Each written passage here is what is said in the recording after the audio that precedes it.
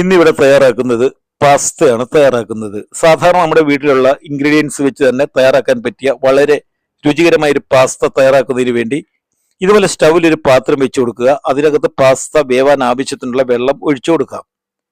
എന്നിട്ട് ഇനി ഇതിനകത്തേക്ക് 1 സ്പൂൺ ഉപ്പാണ് ചേർത്ത് കൊടുക്കുന്നത്. ഇനി ഇത് നല്ലപോലെ ഇളക്കി ഉപ്പെല്ലാം ആ വെള്ളത്തിനകത്തൊന്ന് മിക്സ് ചെയ്ത് വരുന്നത് വരെ വേണം ഇതൊന്ന് ഇളക്കി കൊടുക്കേണ്ടത്. ഉപ്പെല്ലാം നല്ലതുപോലെ മിക്സായി വന്നിട്ടുണ്ട്. ഈ സമയത്ത് ഇനി ഇതിനകത്തേക്ക് അല്പം എണ്ണയാണ് ചേർത്ത് കൊടുക്കുന്നത്. ഞാനിവിടെ ഒരു 2 സ്പൂൺ എണ്ണ ചേർത്ത് കൊടുക്കുന്നുണ്ട്. കാരണം നമ്മൾ ഇട്ട് കൊടുക്കുന്ന പാസ്ത പരസ്പരം ഒട്ടിപ്പിടിക്കാതിരിക്കാൻ വേണ്ടിയാണ് ഇതിനകത്തേക്ക് എണ്ണ ചേർത്ത് കൊടുക്കുന്നത്. എണ്ണയൊക്കെ ചേർത്ത് കൊടുത്തതിന് ശേഷം ഇനി ഇതിനകത്തേക്ക് പാസ്തയാണ് ഇട്ട് കൊടുക്കുന്നത്. ഞാനിവിടെ ഒരു 250 ഗ്രാം പാസ്തയാണ് എടുത്തിരിക്കുന്നത്. അത് ഇതിനകത്തേക്ക് ഇട്ട് കൊടുത്തതിന് ശേഷം ഇനി ഇത് നല്ലതുപോലെ ഒന്ന് ഇളക്കി കൊടുക്കുക. ഒരു 8-10 മിനിറ്റ് സമയം കൊണ്ട് തന്നെ നമ്മുടെ ഈ ഒരു പാസ്ത അതിൻ്റെ ഒരു കറക്റ്റ് പരുവത്തിൽ തന്നെ വെന്ത് കിട്ടുന്നതാണ്. ഒരുപാട് അങ്ങ് വെന്ത് പോകരുത്. കാരണം ഏകദേശം ഒരു 3/4% മാത്രം പാസ്ത വേവിച്ചെടുത്താൽ മതി. ബാക്കി നമുക്കിത് തയ്യാറാക്കുന്ന സമയത്താണ് 20% പിന്നീട് പാസ്ത വേവിച്ചെടുക്കേണ്ടത്. തീർച്ചയായിട്ടും നിങ്ങളിത് വീട്ടിൽ തയ്യാറാക്കി നോക്കുക. വളരെയേറെ ഗുണകരമായിട്ടുള്ളതും രുചികരമായിട്ടുള്ള ഈ ഒരു പാസ്ത വളരെ ചിലവ് കുറഞ്ഞ രീതിയിൽ നമ്മുടെ വീടുകളിലൊക്കെ നിത്യം ഉപയോഗിക്കുന്ന മസാലകൾ കൊണ്ട് തന്നെ നമുക്ക് തയ്യാറാക്കി എടുക്കാവുന്നതാണ്. അതുപോലെ തന്നെ ക്രീം കൊണ്ടും ഇതുപോലെ പാസ്ത തയ്യാറാക്കാം. ഇപ്പൊ തൽക്കാലം നിങ്ങൾക്ക് ഈ രീതിയിൽ തയ്യാറാക്കി നോക്കുക. കാരണം ഇത് ഏറ്റവും എളുപ്പത്തിൽ തന്നെ തയ്യാറാക്കാൻ പറ്റിയ ഒരു മെത്തേഡാണ് ഞാനിവിടെ പറഞ്ഞു തരുന്നത്. പാസ്ത എല്ലാം നല്ലതുപോലെ വെന്ത് വന്നതിന് ശേഷം ഇനി കോരി ഇതുപോലെ ഒരു പാത്രത്തിലേക്ക് ഒന്ന് മാറ്റി കൊടുക്കുക. സാധാരണ നമ്മുടെ കേരളത്തിലൊക്കെ അങ്ങനെ എല്ലാ വീടുകളിലും പാസ്തയൊന്നും തയ്യാറാക്കി കൊടുക്കാറില്ല കുട്ടികൾക്ക്. അതേസമയം ഇങ്ങനെ ഒരു രീതിയിൽ പാസ്ത നിങ്ങൾക്ക് തയ്യാറാക്കാനാണെങ്കിൽ വളരെ പെട്ടെന്ന് തന്നെ തയ്യാറാക്കി കൊടുക്കാം. ഇതിനകത്ത് ഒരുപാട് സാധനങ്ങൾ ഉപയോഗിക്കുന്നില്ല. വളരെ നമ്മുടെ വീട്ടിലൊക്കെ ഉപയോഗിക്കുന്ന സാധനങ്ങൾ കൊണ്ട് മാത്രമാണ് ഇത് തയ്യാറാക്കുന്നത്. ഇങ്ങനെ കോരിയെടുത്ത പാസ്ത ഒന്ന് മാറ്റി വെക്കുക. അതിനുശേഷം ഇനി ഇതെങ്ങനെയാണ് തയ്യാറാക്കുന്നത് നമുക്കൊന്ന് കാണാം. അതിനുവേണ്ടി ഇതുപോലെ ഒരു പാത്രം സ്റ്റൗവിൽ വെച്ച് കൊടുത്തതിന് ശേഷം ഇതിനകത്തേക്ക് 2 പീസ് ബട്ടറാണ് ഞാൻ ചേർത്ത് കൊടുക്കുന്നത്. ഈ ബട്ടർ എല്ലാം ഒന്ന് ഉരുകി വരുന്നത് വരെ നമുക്ക് ഇതൊന്ന് ഇതേപോലെ ഒന്ന് ഇളക്കി കൊടുക്കുക. പെട്ടെന്ന് തന്നെ ബട്ടർ എല്ലാം നല്ലതുപോലെ ഒന്ന് ഉരുകി വരും. കണ്ടില്ലേ? ഇങ്ങനെ ഉരുകി വന്നതിന് ശേഷം ഇതിനകത്തേക്ക് നമുക്ക് ഇനി അല്പം എണ്ണയും കൂടെ ചേർത്ത് കൊടുക്കുക. അധികം വേണ്ട, ഒരു 1.5 സ്പൂൺ എണ്ണയും കൂടി ഇതിനകത്തേക്ക് ചേർത്ത് കൊടുത്തതിന് ശേഷം വീണ്ടും ഇത് നല്ലതുപോലെ ഒന്ന് ഇളക്കി കൊടുക്കാം. എണ്ണയും അതുപോലെ തന്നെ ബട്ടറും തമ്മിൽ ഒന്ന് മിക്സ് ആയി വരുന്നത് വരെ വേണം ഇതൊന്ന് ഇളക്കി കൊടുക്കേണ്ടത്. ബട്ടർ എണ്ണ നല്ലപോലെ മിക്സ് ആയി വന്നിട്ടുണ്ട്. ഈ സമയത്ത് ഇതിനകത്തേക്ക് വെളുത്തുള്ളിയാണ് ചേർത്ത് കൊടുക്കുന്നത്. തൊലിയൊക്കെ കളഞ്ഞ് ചെറിയ ചെറിയ കഷ്ണങ്ങളാക്കി കട്ട് ചെയ്ത് 1.5 സ്പൂൺ വെളുത്തുള്ളി ചേർത്ത് കൊടുക്കുക. പിന്നീട് ഇതിനകത്തേക്ക് പച്ചമുളക് 5 പച്ചമുളക് വട്ടത്തിൽ ചെറുതായി അരിഞ്ഞതാണ് ഞാൻ ചേർത്ത് കൊടുക്കുന്നത്. പിന്നീട് സവോള ഈ പറഞ്ഞതുപോലെ തന്നെ ചെറിയ ചെറിയ കഷ്ണങ്ങളാക്കി കട്ട് ചെയ്തത് അത് നമുക്കൊരു 2.5 സ്പൂൺ ചേർത്ത് കൊടുക്കുക. ഇനി ഇത് നല്ലതുപോലെ ഒന്ന് ഇളക്കി കൊടുക്കുക. വെളുത്തുള്ളിയും പച്ചമുളകും അതുപോലെ തന്നെ സവോളയൊക്കെ അതിന്റെ ആ ഒരു പച്ച ചുവയ്ക്ക് ഒന്ന് മാറി ചെറുതായിട്ടൊന്ന് വാടി ഒരു നേരിയ ബ്രൗൺ കളർ വരുന്നത് വരെ വേണം ഇതൊന്ന് ഇളക്കി കൊടുക്കേണ്ടത്. ഇനി ഇതിനകത്തേക്ക് നമുക്ക് ഉപ്പാണ് ചേർത്ത് കൊടുക്കുന്നത്. 1 സ്പൂൺ ഉപ്പും കൂടെ ചേർത്ത് കൊടുക്കുക. എന്നിട്ട് വീണ്ടും ഇത് ഇളക്കി കൊടുക്കുക. 1-2 മിനിറ്റ് സമയം കൊണ്ട് തന്നെ ഇതിന് ആ ഒരു നേരിയ ബ്രൗൺ കളർ വന്നിട്ടുണ്ട്. കണ്ടില്ലേ? ഈ സമയത്ത് ഇനി ഇതിനകത്തേക്ക് ചേർത്ത് കൊടുക്കുന്നത് സോസ് ഐറ്റംസ് ആണ് ചേർത്ത് കൊടുക്കുന്നത്. ആദ്യം 1.5 സ്പൂൺ സോയാ സോസ് ചേർത്ത് കൊടുക്കുക. അതിനുശേഷം 1.5 സ്പൂൺ ടൊമാറ്റോ സോസും കൂടി ചേർത്ത് കൊടുക്കുക. ഇത് രണ്ടും ചേർത്ത് കൊടുത്തതിന് ശേഷം പിന്നീട് ഇതിനകത്തേക്ക് ഗ്രീൻ ചില്ലി സോസ് ആണ് ചേർത്ത് കൊടുക്കുന്നത്. അതും 1.5 സ്പൂൺ ചേർത്ത് കൊടുക്കാം. ഗ്രീൻ ചില്ലി സോസ് മാത്രം ചേർത്ത് കൊടുക്കണമെന്നൊന്നുമില്ല. ഏത് കളറുള്ള സോസ് വേണമെങ്കിലും ചില്ലിയുടെ ചേർത്ത് കൊടുക്കാം. അതിനൊന്നും കുഴപ്പമില്ല.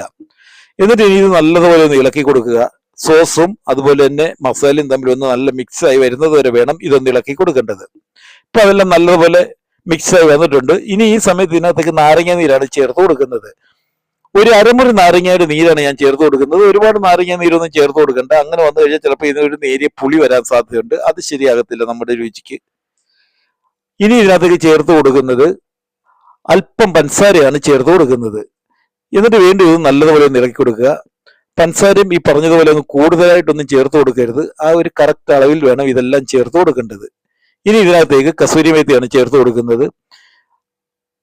കസൂരി മേത്തിയും കൂടെ ചേർത്ത് കൊടുത്തതിന് ശേഷം വീണ്ടും ഇത് നല്ലതുപോലെ ഒന്ന് ഇളക്കി കൊടുക്കുക. കസൂരി മേത്തിയും കൂടുതൽ ചേർത്ത് കൊടുക്കരുത്.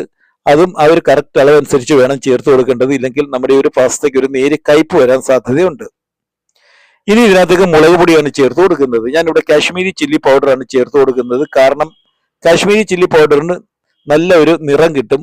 നമ്മളിവിടെ കൃത്രിമമായിട്ട് യാതൊരുവിധ നിറവും ഇതിനകത്ത് ചേർക്കാതാണ് ഇത് തയ്യാറാക്കുന്നത്. ഇതിന് കിട്ടുന്ന ഈ ഒരു കളർ എന്ന് പറയുന്നത് കാശ്മീരി ചില്ലി പൗഡറിന്റെ ആ ഒരു കളറാണ് കിട്ടുന്നത്. അതോടെ ചേർത്ത് കൊടുത്ത് നല്ലപോലെ ഇളക്കി മുളക് പൊടിയുടെ പച്ച ചുവയൊക്കെ മാറിയിട്ടുണ്ട്. ഇനി ഇതിനകത്തേക്ക് ക്യാപ്സിക്കം ചതുര കഷ്ണങ്ങളാക്കി കട്ട് ചെയ്തത് ഒരു 1/2 കപ്പ് ചേർത്ത് കൊടുക്കുക. പിന്നീട് ക്യാരറ്റും ഇതുപോലെ ചതുര കഷ്ണങ്ങളാക്കി കനം കുറച്ചരിഞ്ഞത് അത് ഒരു 1/2 കപ്പ് ചേർത്ത് കൊടുക്കാം. ഇത് രണ്ടും ചേർത്ത് കൊടുത്തതിന് ശേഷം വീണ്ടും ഇത് നല്ലതുപോലെ ഒന്ന് ഇളക്കി കൊടുക്കുക. ക്യാപ്സിക്കം അതുപോലെ തന്നെ ക്യാരറ്റിന്റെ ആ കഷ്ണങ്ങളും ഒന്ന് ചെറുതായിട്ടൊന്ന് വാടി വരുന്നത് വരെ ഇതൊന്ന് ഇളക്കി കൊടുത്താൽ മതി. കണ്ടമാനം വേവുന്നിടം വരെ ഒന്നും ഇളക്കി കൊടുക്കേണ്ട കാര്യമില്ല. 1 മിനിറ്റ് സമയം ഇതുപോലെ ഒന്ന് ഇളക്കി കൊടുത്തതിന് ശേഷം പിന്നീട് ഇനി ഇതിനകത്തേക്ക് നമുക്ക് എന്താണ് ചേർത്ത് കൊടുക്കേണ്ടതെന്ന് നോക്കാം. ഇനിയാണ് ഇതിനകത്തേക്ക് നമ്മൾ വേവിച്ച് വെച്ചിരിക്കുന്ന പാസ്ത ചേർത്ത് കൊടുക്കുന്നത്. കണ്ടില്ലേ, 250 ഗ്രാം പാസ്തയാണ് ഞാൻ വേവിച്ചെടുത്തത്. അത് വെന്ത് കഴിയുമ്പോൾ നമുക്ക് അതിൽ കൂടുതലായിട്ട് കിട്ടും. ഏകദേശം ഒരു വീട്ടിൽ ഒരു 3-4 പേർക്ക് വരെ സുഖമായിട്ട് ഉപയോഗിക്കാൻ പറ്റിയ പാസ്ത തയ്യാറാക്കുന്നതിന് വേണ്ടി 250 ഗ്രാം പാസ്ത മാത്രം നിങ്ങൾ ഉപയോഗിച്ചാൽ മതി. ഇനി ഇത് നല്ലതുപോലെ ഒന്ന് ഇളക്കി മസാലയും അതുപോലെ പാസ്തയും ഇവ തമ്മിലൊന്ന് നല്ലപോലെ ഒന്ന് മിക്സ് ചെയ്തെടുക്കുക.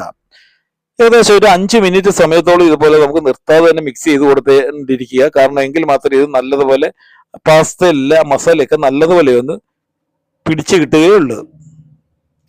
ഇപ്പൊ ഏകദേശം ഇതെല്ലാം നല്ലപോലെ കണ്ടില്ലേ മിക്സ് ആയി വന്നിട്ടുണ്ട്. അതിന്റെ ഒരു കളറിനും ചെറിയ വ്യത്യാസം വന്നിട്ടുണ്ട്. കണ്ടില്ലേ, ഒരു നേരിയ ചുവപ്പ് കളറായിട്ടുണ്ട്. അപ്പൊ നമ്മുടെ മസാലയെല്ലാം പാസ്തയിൽ നല്ലതുപോലെ ഇതൊന്ന് മിക്സ് ആയി വന്നിട്ടുണ്ട്. അതുകൊണ്ടാണ് ആ ഒരു നേരിയ കളർ വ്യത്യാസം വന്നത്. ഇനി ഇതിനകത്തേക്ക് ചേർത്ത് കൊടുക്കേണ്ടത് അല്പം കുരുമുളക് പൊടിയാണ് ചേർത്ത് കൊടുക്കുന്നത്.